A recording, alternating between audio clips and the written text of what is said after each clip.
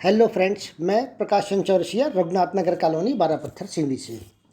आज हम आधुनिक भारत का इतिहास के अंतर्गत सन 1857 की क्रांति के असफल होने के कौन कौन से महत्वपूर्ण कारण थे उसका अध्ययन करेंगे। ये भाग 3 है। इसके पहले हमने भाग 2 में 1857 की क्रांति के कौन कौन से महत्वपूर्ण कारण थे ये पढ़ा था। अब इस वीडियो में हम क्रांति के असफल होने के कौन कौन से कारण थे ये देखेंगे। ये परीक्षा के दृष्टिकोण से अत्यंत महत्वपूर्ण है और कई बार प्रतियोगी परीक्षाओं में भी इससे प्रश्न पूछे गए। तो आइए अब हम देखें 1857 की क्रांति के असफल होने के कारण क्या क्या हैं। सबसे पहला कारण है अंग्रेजों के पास बेहतर सैन्य संगठन एवं सैन्य उपकरण। अब इसको थोड़ा सा समझ लें हम। अंग्रेज़ों के पास उस समय एक बेहतर सैन्य संगठन भी था और साथ ही बेहतर सैन्य उपकरण थे, जबकि भारतीय क्रांतिकारियों के पास वही परंपरागत हथियार थे और परंपरागत हथियारों से जो लड़ाई लड़ रहे थे उसमें वो पीछे रह गए। और यही कारण था कि ये जो क्रांति हुई थी वह असफल हो गई और उन्हें हार का सामना करना पड़ा। दूसरा अगर हम पॉइंट देखें कि भारतीय रियासत पटियाला, लामा, इलाहाबाद आदि के द्वारा अंग्रेज़ों का साथ दिया जाना। अब ये जो क्रांति असफल हुई उसके महत्वपूर्ण कारणों में ये भी था कि जितनी भी रियासतें भारत में थी उनमें से अनेक रियासतों जिसमें पटियाला, लामा, इलाहाबाद आदि जो थे उन्होंने अंग्रेज़ों का साथ दिया। कुछ रियासतें ऐसी थी जो न्यूट्रल रही, अर्थात उन्होंने इस संबंध में कोई क्रिया प्रतिक्रिया नहीं की। केवल कुछ रियासतों ने ये इस क्रांति को अंजाम दिया था और यही कारण था कि अंग्रेज उन्हें इस क्रांति को दबाने में सफल हो गए थे। तीसरा महत्वपूर्ण कारण देखें इसके असफल होने के कारण कि शिक्षित वर्ग का पूर्ण रूप से उदासीन रहना। किसी भी क्रांति के सफल होने में शिक्षित वर्ग अगर साथ देता है तो वह ज़्यादा अच्छी तरह से सफल हो पाते हैं, लेकिन इस क्रांति में भारतीय शिक्षित वर्ग था, उन्होंने पूर्ण रूप से उदासीनता रहे और ना तो उन्होंने क्रांतिकारियों का साथ दिया और ना ही अंग्रेज़ों का, और उनकी यही उदासीनता इस क्रांति को कमज़ोर करते गई और ये क्रांति असफल हो गई। चौथा महत्वपूर्ण कारण हम देखें एकता का अभाव। उस समय अनेक राज्य थे जिसमें अलग अलग शासक राज्य किया करते थे और उनमें आपसी एकता का अभाव था, अर्थात वे एक दूसरे के खिलाफ ही लड़ रहे थे और एक दूसरे के खिलाफ लड़ते लड़ते कुछ अंग्रेज़ों के साथ थे और कुछ अंग्रेज़ों के विरुद्ध थे, और यही एकता के अभाव के कारण जो था वो यह क्रांति असफल हो गई।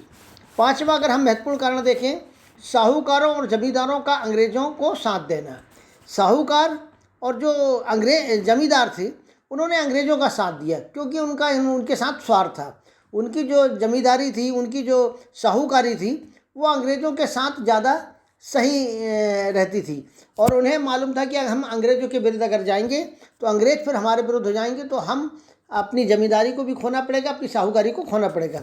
इसलिए उन्होंने अपने व्यक्तिगत स्वार्थों के कारण अंग्रेज़ों का साथ दिया और ये जो उनका साथ जो देना है वह भी क्रांति की असफलता का एक महत्वपूर्ण कारण बना। राष्ट्रीय भावना का अभाव।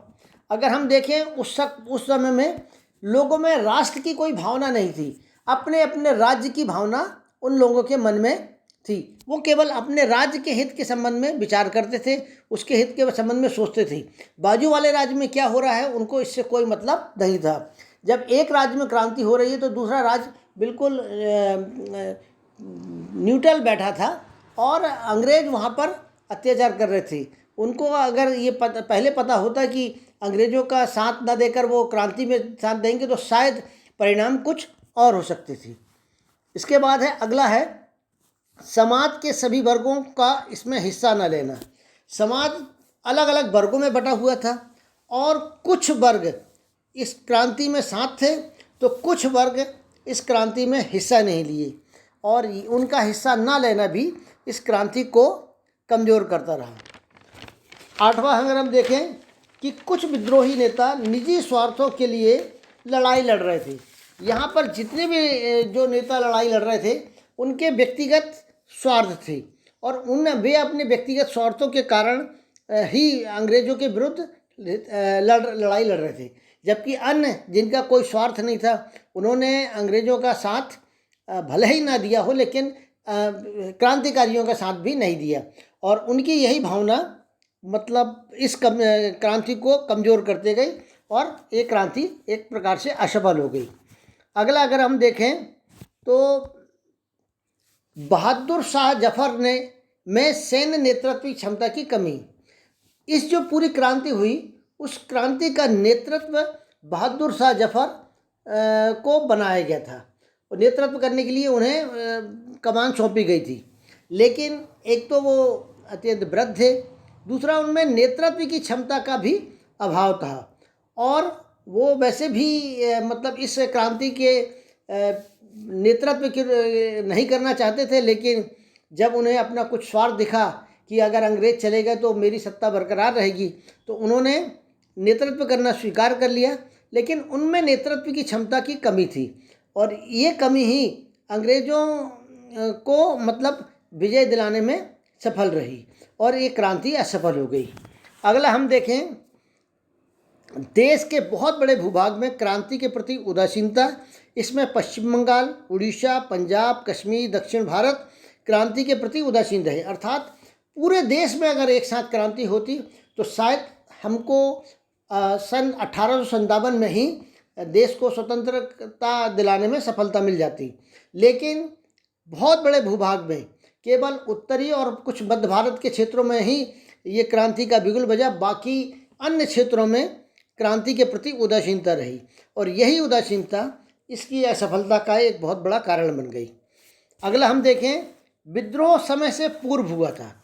विद्रोह समय से पूर्व हुआ था क्या है कि इतिहासकारों के अनुसार क्रांति की डेट 31 मई तय की गई थी, किंतु मंगल पांडे के विद्रोह के कारण जो 8 अप्रैल को उनको फांसी दे दी गई और 8 अप्रैल को जब फांसी दे दी गई तो उसके बाद धीरे धीरे विद्रोह भड़कने लगा और इस क्रांति की शुरुआत 10 मई से हुई।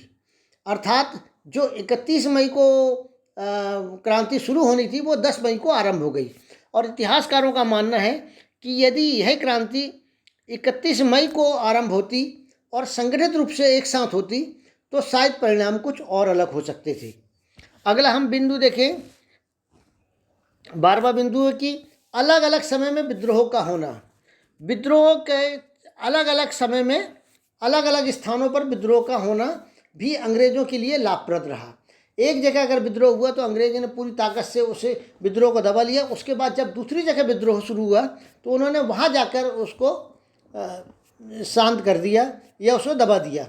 लेकिन अगर यही विद्रोह एक साथ शुरू होता तो फिर अंग्रेज़ों के दांत खट्टे हो जाते और वो चाह कर भी सब जगह अपनी पूरी सेना नहीं भेज सकते थे और अलग अलग समय में विद्रोह का होना भी इस मतलब क्रांति के असफल होने का एक बहुत बड़ा कारण है। स्पष्ट लक्ष्य एवं योजना का अभाव। विद्रोह तो हो गया था किंतु इस विद्रोह का लक्ष्य क्या था यह स्पष्ट नहीं था कि कौन क्या चाहता है। सभी अपने व्यक्तिगत स्वार्थ में निहित थे और कोई विधिवत योजना भी नहीं थी कि क्रांति का लक्ष्य क्या है और किस योजना से उनकी आगे आगामी योजना क्या थी। केवल विद्रोह हुआ लेकिन इसके अलावा कोई आगामी योजना नहीं थी और ये योजना का ना होना भी क्रांति की असफलता का बहुत बड़ा कारण बना। इस तरह क्रांति की शुरुआत तो हुई पर उपरोक्त सभी कारणों के कारण यह क्रांति असफल हो गई और अंग्रेज़ों ने इसके बाद विद्रोहियों के विरुद्ध कठोर कदम उठाने शुरू कर दिए और अपनी रणनीति में परिवर्तन कर दिया। तो 1857 की क्रांति के बाद क्रांति के क्या परिणाम रहे, हम भाग 4 में जो आगामी आएगा उसमें हम देखेंगे कि 1857 के परिणाम क्या थे। और इसीलिए आप इस चैनल को सब्सक्राइब करिएगा ताकि आगामी वीडियो आपको जो सिलसिलेवार है वो सहजता से प्राप्त हो जाए और आप लाइक करिएगा और अपने अन्य मित्रों को भी भेजिएगा ताकि वो भी इसका लाभ उठा सके। धन्यवाद।